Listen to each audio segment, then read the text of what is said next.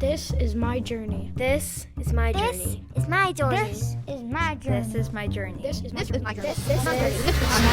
This is my journey with jazz. Yeah! All right, I'm back. Now, this second part of this Bebop and Beyond, I'm gonna start like in the middle 50s, where you already had the cool thing happen. It didn't last very long. People went back to that bop, but not bebop. It was called hard bop, kind of like a mixture of bebop with all the harmony and rhythm and all that, but a funky backbeat. Had that urban blues gospel thing going on mixed up in there with it so people could groove and bop and maybe dance a little bit. Say hard bop, hard bop, oh yeah. Miles Davis, he was in the middle of everything. And somewhere around 1957, he recorded an album called Kinda Blue.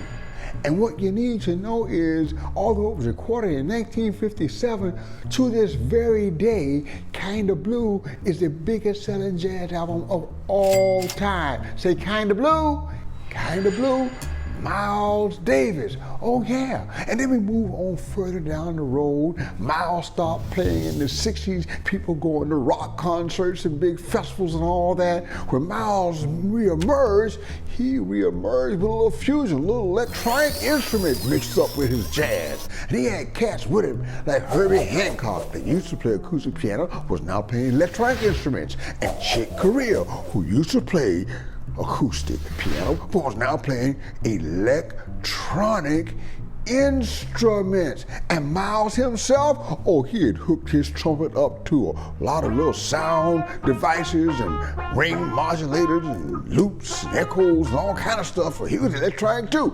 But John Coltrane, never, never, never you make him electric, baby. Train was always about his sound and playing natural. So Herbie, he went electric. Chick, he went electric. Miles, he went electric. But Train kept doing that same old thing, baby. Natural tenor saxophone sound, and what a sound it was. Did you get all that? Okay, thank you very much.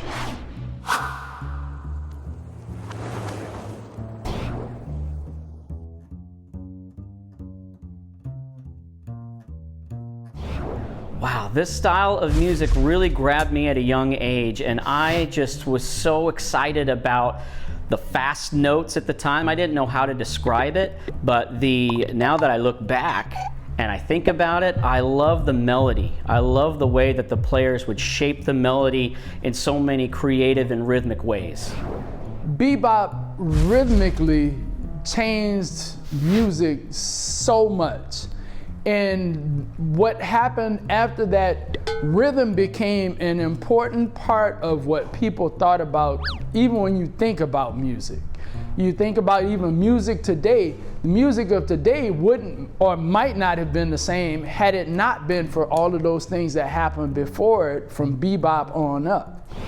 This period of jazz is distinctive because of the return of counterpoint in jazz. And by that I mean that there is this melody that is improvised, but then you have the bass that is also being improvised. And it may not necessarily be from a specific melody. It could just be the chord changes. The melody is outlining these chords kind of like Bach. It almost sounds like a new version of Bach to me.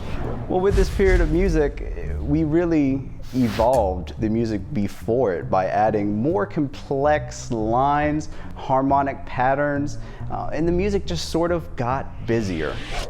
And through this, the energy picked up. Musicians were now able to express themselves more freely through the music rather than being held back by certain guidelines that the music before it had. My favorite thing about this period of history in jazz, specifically in bebop, is that it's exciting, it's fun, it was new, it was modern. If you're thinking of artists that you know, like Bruno Mars, Taylor Swift, Kanye West, Jay-Z, Beyonce, Max Roach, Dizzy Gillespie, Sarah Vaughan, Ella Fitzgerald, those were the hip cats of that time. Those were our Beyoncés. And they were doing something that nobody else was doing, which was working in small groups and interacting with each other on a very high level. They were actually taking what we call jazz and making it a language. It was the popular music of the time, something that you would hear on the radio today.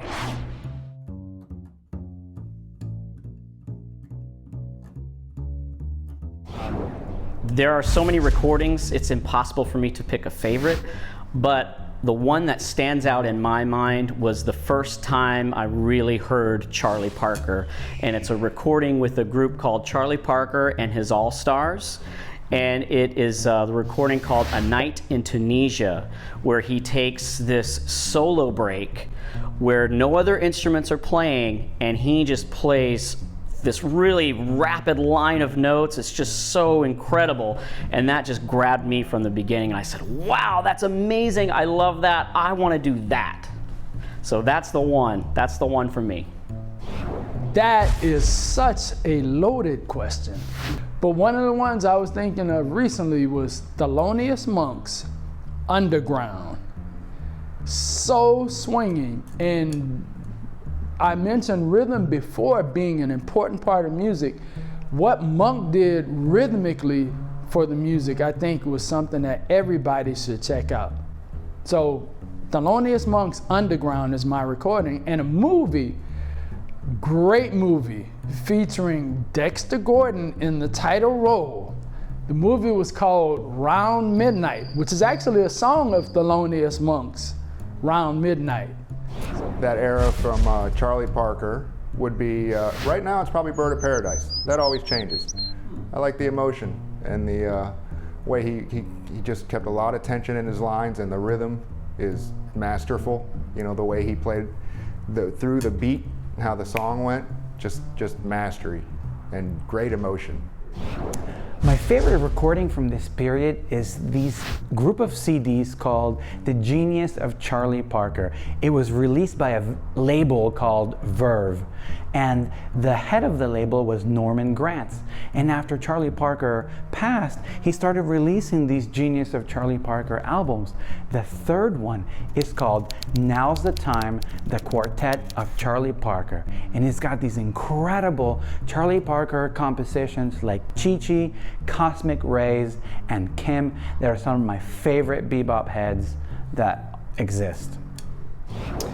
Well, it's really hard to give one recording as well, but for me, Turnpike is a recording by J.J. Johnson on The Eminent Volume 2 with other great musicians like Clifford Brown, Jimmy Heath, and Kenny Clark on drums as well. During this period, I'd have to say Stormy Weather might be one of my favorite movies because it was revolutionary and they were playing jazz music when it's popular. I have a favorite recording and a favorite movie from this period that I love. And they both reference the two musicians that I mentioned. Max Roach has a fantastic record called Study in Brown. It's a collaboration with trumpet player Clifford Brown, a really young, phenomenal musician. And they were just beyond bebop. They were playing what was called hard bop. And they were bringing in these West Coast American vibes, so it was very cool. But the music was fast, and it was bluesy, it had gospel elements to it. And the movie that I really enjoy is called Black Orpheus. And it includes the music of Antonio Carlos Jobim and some recordings from a record of his called Wave. And this shows the culture of Brazil. Throughout all of Brazil, they celebrate something called Carnival. We call it Mardi Gras here in the United States. And it showed a 24-hour period of the people of Brazil in different cities celebrating Carnival. My journey with jazz, yeah, baby.